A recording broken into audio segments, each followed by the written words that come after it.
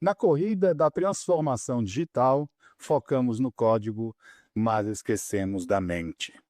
Se a IA acelera o trabalho, precisamos de ferramentas para acelerar o pensamento. Hoje vamos além da tela e mergulhar na psicologia do profissional ágil. Olá a todos que acompanham o canal Francisco Campos. Estamos em mais um episódio do PodCampus, esse podcast que traz o lado humano da tecnologia. Vamos além do código e da gestão ágil. Vamos falar sobre mente, como analisar os desafios da saúde mental neste cenário de transformação digital. Para tratar sobre esse assunto, eu recebo aqui Ana Catarine Santos. Tudo bem? Olá, olá. A Ana é psicóloga, né, especialista em análise comportamental, Sim. e aceitou o desafio de olhar para a nossa rotina do profissional sobre a ótica da psicologia. Quero que seja bem-vindo ao nosso podcast. Muito É um obrigada. prazer tê-la aqui. Bom, para iniciar esse nosso bate-papo, me diga, a sociedade está obcecada pela velocidade da inteligência artificial. Pela sua ótica, qual o principal sintoma de esgotamento ou desequilíbrio que essa busca incessante por produtividade e agilidade tem causado na saúde mental dos profissionais? Essa é uma excelente pergunta.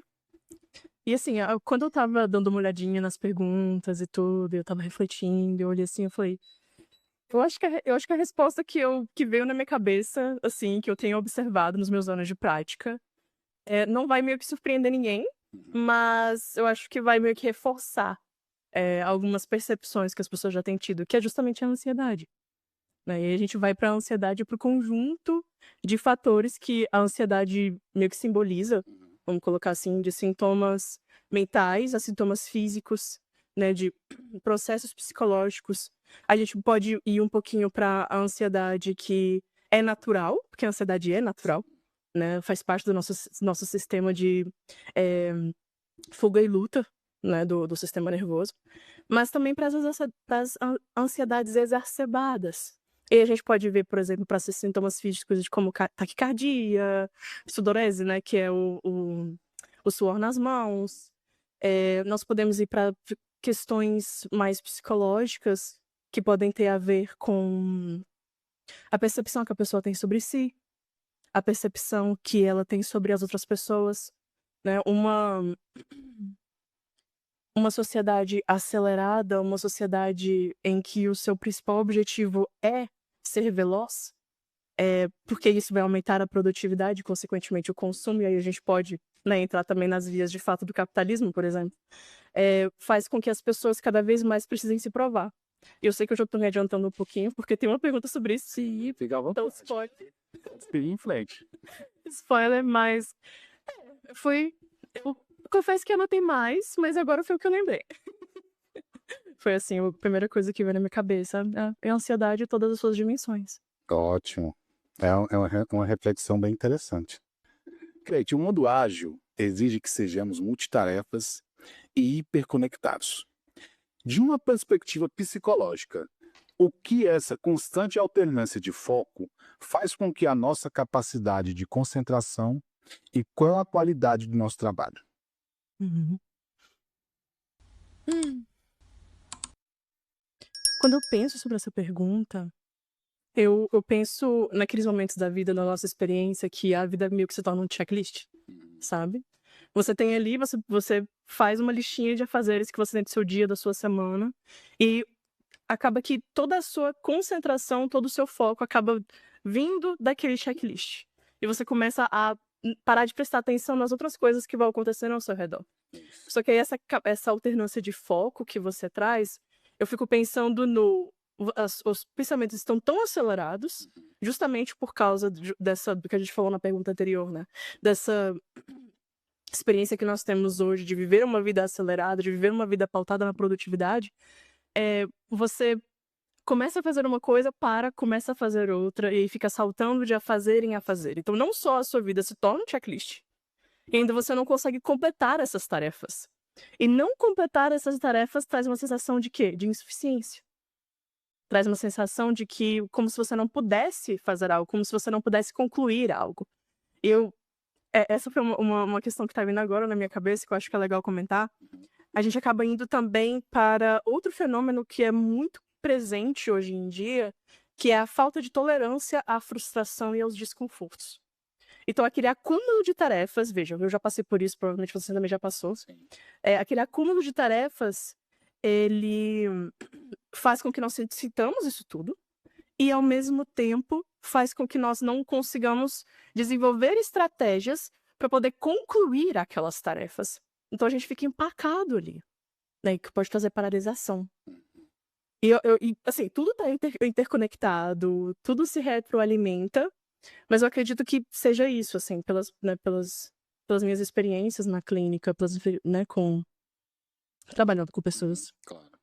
Guete, essa reflexão foi muito interessante, inclusive a próxima questão fala um pouco sobre isso, né, de estar essa aceleração toda para ter produtividade, para conseguir concluir as tarefas, e em muitos casos realmente não acontece. Já aconteceu comigo, né, eu já utilizei inclusive o Trello para montar lá as estratégias de projetos, né, o que eu tinha que fazer, meu checklist e tal, e em muitos casos eu vou parar aqui, vou começar outro, vou parar aí, nunca, né, demorava bastante para concluir todas as tarefas, né? Sim. Então, assim, profissionais hoje, né, da área de tecnologia principalmente, trabalham com a transformação digital, inteligência artificial e têm a sensação de querer estar sempre à frente, ter essa pressão, né, de estar sempre à frente ali, porque é uma área que está se atualizando constantemente, a cada momento, né? Então, assim, diante do que você estudou, né, qual a sua análise sobre essa síndrome de saber tudo, né, e como isso contribui para a ansiedade e o burnout? É muito interessante porque não sei se você já chegou nesse lugar de reflexão, né? Talvez sim. A sensação que eu tô tendo é que eu não tô falando algo muito inovador, eu só estou compilando aspectos da nossa experiência nesse planeta. Claro. Mas a sensação que me dá é que uma pessoa que está ali meio que refém, vamos colocar assim, dessa síndrome de saber tudo, é uma pessoa que perde um pouco da sua humanidade. Traz muito a ideia de que pessoas, elas estão sendo treinadas para se tornar máquinas, sabe? Sei. E é maluco, honestamente, na minha percepção, de pensar que nós estamos perdendo a nossa humanidade ao parar de prestar atenção em outros aspectos da nossa experiência aqui na Terra. De que nós estamos tão focados na produtividade, no nosso checklist, que nós, por exemplo, não estamos conseguindo mais parar para poder prestar atenção em um nascer do sol e um pôr do sol. Ou pessoas que têm filhos, ele estar ali, ter um tempo de qualidade com os seus filhos, conhecê-los, né? Estamos nessa corrida para sempre conquistar mais, consumir mais, ao ponto de não conseguirmos estar a sós com os nossos próprios pensamentos. E esse é outro fenômeno, e isso é torturante. Para muitas pessoas é torturante estar sozinho quando a cabeça bate no travesseiro de noite, estar ali com seus próprios pensamentos. Isso é torturante. Então eu fico pensando assim nessa robotização do ser humano, quando a gente pensa nessa ideia de eu preciso saber tudo. Porque é uma falácia. Você não vai saber de tudo. Você não vai estar atualizado completamente. Você não tem energia para isso. Verdade. Nós temos limitações enquanto seres humanos. Então não tem como a gente pensar que um dia a gente vai ser, sei lá, um chat GPT da vida. Né? Até porque o próprio chat GPT ele precisa de uma base de dados para poder conseguir as informações. Exatamente. E nós temos a nossa base de dados, né? Ela está aqui no nosso corpo. E ela pode, e tem essa relação de evocação o tempo inteiro. Mas existe uma limitação física. Existe um desgaste, existe uma necessidade de sono, existe uma necessidade de ficar sozinho. Quando você tá ali com muita estimulação social. E aí por aí vai. Verdade. Você falou aí dessa questão do fardo, né? Do peso dos pensamentos ali no final do dia, por exemplo, né? Quando você vai tentar descansar, você vem toda aquela bagagem do dia e tudo mais. Quais são os mecanismos de defesa mais comuns que você observa em profissionais com essa sobrecarga de tecnologias? Muito interessante, porque quando eu li, né, sobre carga de tecnologias, assim, eu imediatamente lembrei de mim. Eu acho que vale, né, eu contar um pouquinho sobre como é que é a minha relação com as tecnologias. Eu sou uma pessoa que adora videogame. Eu trabalho home office. Então, assim, eu tenho uma dificuldade muito grande por causa desses 2 focos, né, de dedicação pessoal minha, sair de casa. É literalmente foco de terapia eu sair de casa. Eu não estou brincando. É com a minha própria terapia. Então, quando eu penso em sobrecarga de tecnologias, né, e mecanismos de defesa, eu penso em mecanismos meus próprios, né. Eu acho extremamente exaustivo ter uma rotina como a minha e ainda ter o meu maior foco de prazer, diversão, sendo também na frente de uma tela, né. Eu já trabalho na frente de um computador e aí eu continuo no computador ou eu vou pra tela da televisão junto com o console, né, de videogame. E o que vem pra mim é um sono em demasia, do meu cérebro precisar recarregar com mais frequência, né, de eu bocejar no meio da tarde. Assim, eu tenho 28 anos, eu sei que eu já estou me encaminhando pra parte da vida em que a gente tira cochilos. Eh, então eu tô entendendo que isso é natural na mesma. Tá a idade. Idade. Nem tempo pra cochilar. Olha aí, outro dado importante, seu corpo tá pedindo descanso e você não consegue dar pra ele. Olha que coisa interessante da gente observar também, né. E essa, assim, e outra coisa que eu observo também é uma falta de vontade de fazer diferente. Uma falta de motivação pra tentar mudar. Porque eu tô tão cansada, eu tô tão esgotada, né, ou seja, o meu cérebro ele precisa fazer esses processos de descanso, meu sistema nervoso precisa também. E aí vai se alinhar também com outras questões como sedentarismo, uma alimentação que não tá tão balanceada, falta de vitaminas, né, assim, isso se alinha com outras questões, não é só essas que eu tô apontando aqui agora da minha experiência, mas que você acaba ficando preso ali. Aí a gente pode trazer a metáfora do ratinho, que ele vive dentro de uma gaiola, né, geralmente quando a gente tem eles como pet, e ele fica ali na rodinha, se exercitando. E ali é a fonte de satisfação dele. Mas a metáfora é, ele não chega a nenhum lugar. Ele fica girando, e girando, e girando. E tenta mudar, tenta mudar, tenta mudar, percebe que tá cansado, percebe que tá difícil, percebe que existe ali algo que não está dando certo e não consegue sair do lugar.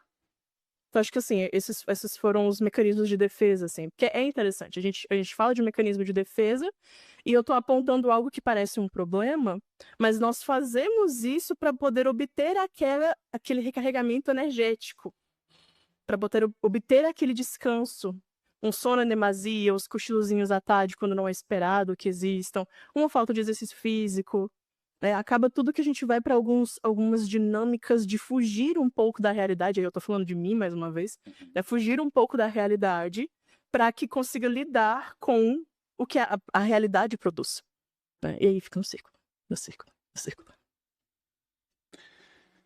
Kate, a transformação digital nos conecta globalmente. Uhum. Igual você citou aí que, né, a gente está conectado o tempo todo, né, em rede social, às vezes outros equipamentos da tecnologia, né? Uhum.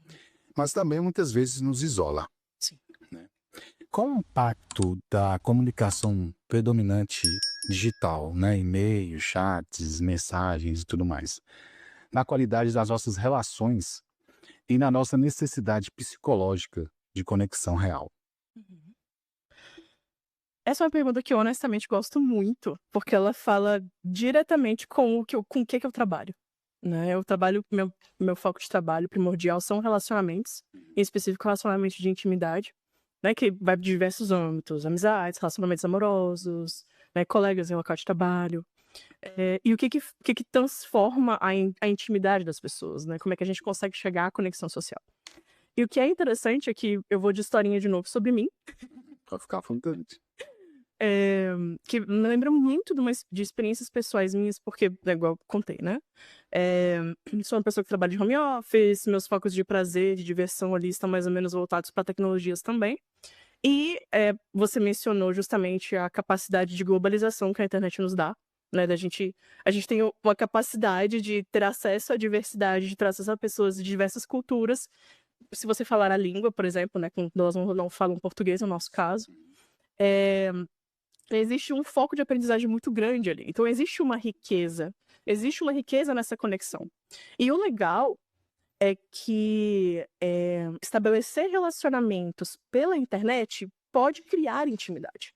A intimidade ela não é limitada quando nós pensamos de, eu mantenho ali uma amizade com a pessoa, como por exemplo, eu mantenho amizade com pessoas que moram nos Estados Unidos, que moram na Irlanda. Atualmente eu tô com amigos até na Austrália, né? Eu mantenho contato com essas pessoas que estão muito distantes de mim geograficamente, mas eu ainda assim me sinto próximo dessas pessoas. Mas tem uma coisa que eu tenho observado, que não substitui o toque físico. É possível criar uma relação de intimidade, mas não se substitui o toque físico por uma razão. A tela nos cansa mais do que conversas físicas presenciais nos cansam. Então, por exemplo, tô aqui tendo essa conversa contigo, seria muito diferente para mim, em termos energéticos, se a gente estivesse fazendo isso pelo Zoom, por exemplo. Tem muitos podcasts que são gravados pelo Zoom, o formato que você preferiu foi presencial. Então, estar aqui com você, a gente compartilhar o mesmo ambiente, estar com outras pessoas, né, isso aqui é o que a evolução nos criou para ter. E o que é interessante é que nesse ponto atual da humanidade, a gente ainda não passou por uma necessariamente, né? Quando a gente fala de aparato de aparato físico, os nossos corpos, nós não passamos por uma onda de evolução que nos preparasse para que o mesmo gasto energético que a gente tem conversando no tete a tete fosse passado para a tecnologia, com uma tela mediando aquilo ali. Então, por exemplo, fiz comparações de trabalho todos os dias online, atendo os meus clientes online, dou aula online, todo o contato que eu tenho com pessoas é online. Ainda assim, eu não me sinto preenchida nos meus dias, não me sinto nutrida nos meus dias. Mas aí eu convido a minha família pra gente poder jogar imagem em ação lá em casa no sábado e de repente, no final do dia, eu me sinto muito satisfeita. Porque eu passei um tempo de qualidade com pessoas, tocando em pessoas. Então, assim, é muito interessante como é rico as conexões que nós fazemos no meio digital, o alcance que nós conseguimos ter, mas ao mesmo tempo o quanto ainda é insatisfatório para nós enquanto seres humanos, para nós enquanto seres sociais, que precisam de um grupo para sobreviver. Eu vou aproveitar para poder falar um pouquinho sobre um projeto pelo qual eu faço parte.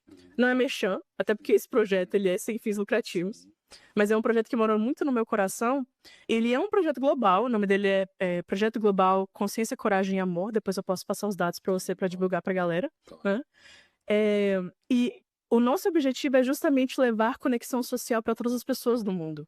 Então, todo esse alcance, toda essa riqueza de fazer conexões pela internet, nós estamos aproveitando disso justamente para poder combater a epidemia de isolamento social, a epidemia de desconexão que nós temos.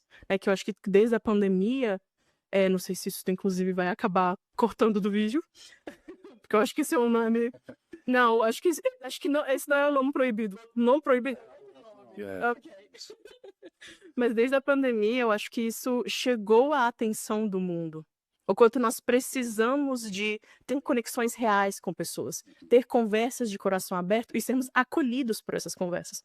Então, assim, quando você me faz essa pergunta, me vem todo esse mar de respostas, assim, e de coisas que me entusiasmam muito, inclusive, e dessas experiências, dessas conversas, inclusive, que eu tive nos encontros desse projeto, que me enriqueceram, muito embora as pessoas não estivessem do meu lado, e ao mesmo tempo me lembraram o quanto é importante ter pessoas do meu lado. Essa reflexão foi realmente maravilhosa. Sim, a gente traz esse projeto, né, que eu quis colocar aqui no nosso canal, que é o Podcampus, justamente para trazer o lado humano da tecnologia, né? Da gente conversar com pessoas e abordar esse tema da transformação digital em todas as áreas. Porque não é só sobre tecnologia, é sobre pessoas também.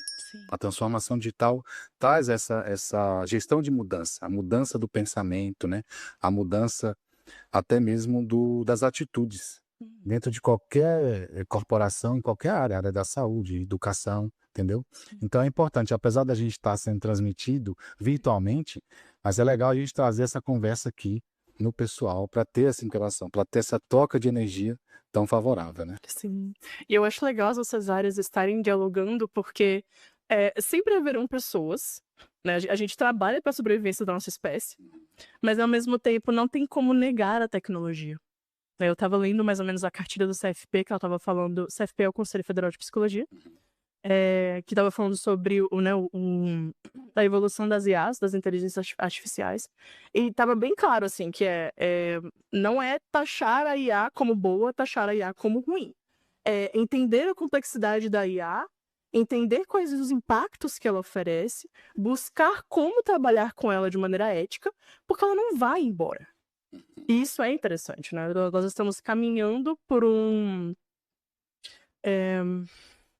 andamento de que nós não vamos voltar. Nós não vamos voltar a uma era em que não existiria internet. Nós não vamos voltar para uma era onde não vai existir inteligência artificial. Até porque a IA ela veio para nós que a gente pode interagir agora. Mas ela existe já tem um tempão. Né? Em outros tipos de mecanismos em que a gente recebia só o produto. Aí hoje a gente já tem uma Alexa da vida, que a gente pode colocar em casa, a gente já tem um chat GPT com que a gente pode conversar. Então, assim, estamos andando. Então, a saída que nós temos é de como é que a gente acompanha, né? Como é que a gente não faz isso de maneira responsável, faz isso de maneira ética. Exatamente. Isso é um dos princípios do nosso podcast, nosso canal, é justamente mostrar que a inteligência artificial ela não veio para substituir o profissional. Ela veio para auxiliar, né? Principalmente os gestores aí nos projetos, nos processos todos. E também as pessoas do dia a dia, que hoje todo mundo utiliza o chat GPT, por exemplo, né? Sim. Nós chegamos aqui no nosso quadro, um quadro bem legal do nosso podcast, que é o algoritmo humano, né? Nós vamos usar a lógica para dar um reset na nossa saúde mental. Legal.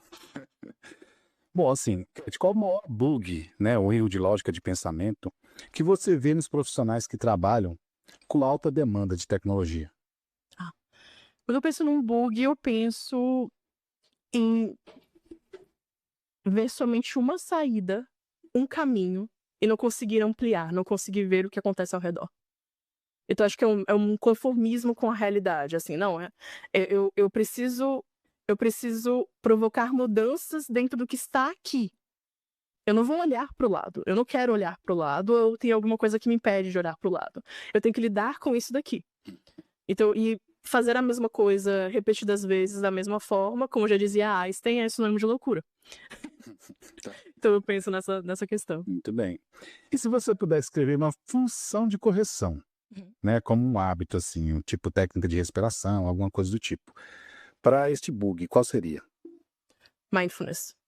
E aí, para quem não conhece Mindfulness, é uma prática de atenção plena, né, que a gente pode fazer, em que consiste em nós colocarmos os nossos pensamentos em perspectiva. Não se trata de controle, não se trata de algum tipo de abafamento de pensamentos, mas você observar os seus pensamentos, deixar eles fluírem e colocar as coisas em perspectiva. Isso também pode ser feito com sentimentos. Dessa forma, você consegue fazer um trabalho de ampliação. É quase como você fazer isso daqui, ó. Bem legal. Interessante. Então, isso seria a primeira ação que o ouvinte poderia implementar para corrigir isso? Poderia, mas outra coisa que eu pensei também seria observação. Começar a adotar uma prática de curiosidade sobre sua rotina, sobre sua vida, seus relacionamentos, para que você comece a identificar o que está acontecendo realmente. E aí isso pode ser feito em terapia, claro, né? Então, claro que eu vou vender meu peixe. É muito mais fácil quando você tem um profissional aliado no seu lado, mas isso também pode ser feito por si próprio, né? O que o profissional vai ajudar é justamente trazer essa perspectiva de fora, do que é observado fora da experiência da pessoa. Porque muitas vezes, quando nós estamos muito conectados, e isso acontece quase sempre, nós somos seres humanos, mas quando nós estamos conectados com as coisas que acontecem debaixo da nossa pele, a gente acaba sendo muito enviesado pela nossa própria experiência. Então, o profissional, ele vai auxiliar. Ele vai auxiliar nessa observação, nessa identificação, vai auxiliar a dar nome para coisas que você não estava observando antes. Então, eu diria, mindfulness é uma boa, para poder começar amanhã. Assim, consegue ser frustrante, né, já de início. Então, se você realmente quer começar amanhã, eu sugiro, vamos também dar uma certa treinada na tolerância do desconforto. Mas a observação também seria um excelente ponto de partida. É um ótimo algoritmo para as pessoas seguirem. Sim! Um ótimo código, né? Vamos lá. Bom, para finalizar, Qual é a sua principal mensagem para os líderes e profissionais sobre a importância de colocar o bem-estar psicológico no centro da estratégia digital? Bom, como colocar a saúde mental. Ai, Jesus! Como colocar a saúde mental como centro das transformações digitais? Assim, sem querer ser um pouco sarcástica, mas acho que já sendo, eh, colocar a saúde mental no centro das transformações digitais significa garantir a sobrevivência da espécie. Não tem outra saída. É a gente continuar nesse mundo vivendo cada vez mais com qualidade de vida, oferecendo qualidade de vida para os nossos filhos, bisnetos, né, e para as outras gerações que virão. Eh o uso ético da tecnologia implica numa maior qualidade de vida das pessoas que a usam e implica também na continuidade dessa tecnologia. Não tem como a gente fugir disso. Então acho que essa seria a mensagem, assim, sendo um pouco direta, levemente sarcástica, mas eu acho que é válido. Muito bem, Cat. Eu te agradeço mais uma vez, né, por você se disponibilizar a vir aqui, trazer a sua análise profunda e essencial sobre esse tema tão importante, né, que é a saúde mental, principalmente nessa era de tecnologia. E fique à vontade se você quiser deixar seus contatos, né, essas redes sociais, Instagram e tudo mais, pode Sim, ficar à com vontade. certeza. Eu agradeço também, né, por estar aqui. Foi um convite muito divertido, me diverti muito, né, conversando sobre isso. Falar sobre psicologia, falar sobre relacionamentos, faz parte das minhas paixões, então, assim, gostei bastante. Então, muito obrigada pelo convite. E para quem quiser acompanhar meu trabalho, já digo que não necessariamente está muito atualizado, mas eu tenho um Instagram profissional. O nome dele é uma palavra em alemão que significa pássaro, então eu vou soletrar para vocês porque ela é um pouquinho difícil. Mas o nome é Vogel e é Vogel, aí underline psicologia.